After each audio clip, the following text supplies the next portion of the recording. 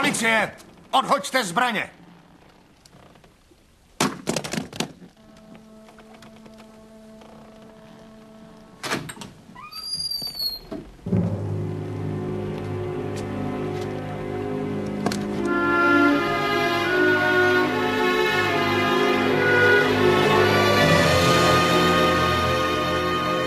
Zastřelte ho.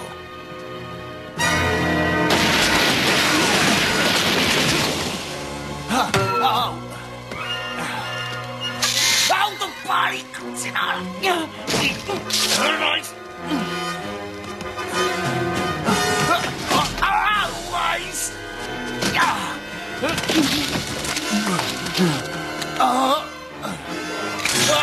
Sakra!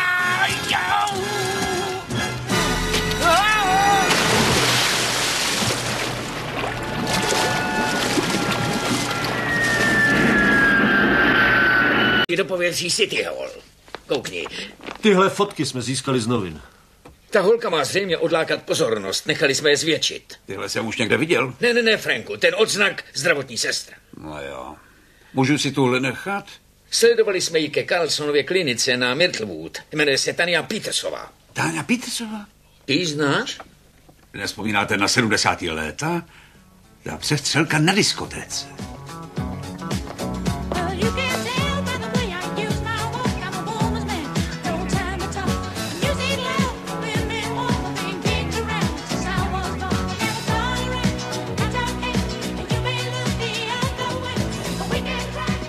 Jo. Ahoj, jede, co se děje? Franku, A? proč jsi včera nepřišel na mejdlo? Já nestihl jsem to, byl jsem na Village People, byl to slušný nářez, vole. Věřím taky, Ješaru. No a co máme tady? Jednoho mrtvýho tanečníka. No jo, to je otrava, co? Asi milostný trojúhelník. To je milenka podezřelýho Tania Petersová. Hned se vrátím. Kouříte? Jo, to znám. No, raději si vás odvezeme na stanici.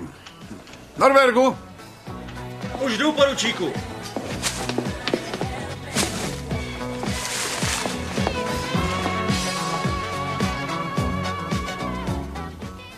Jo, to si pamatuju. To jsme přece zrovna zkoušeli ten vlasový přípravek, ne? Co?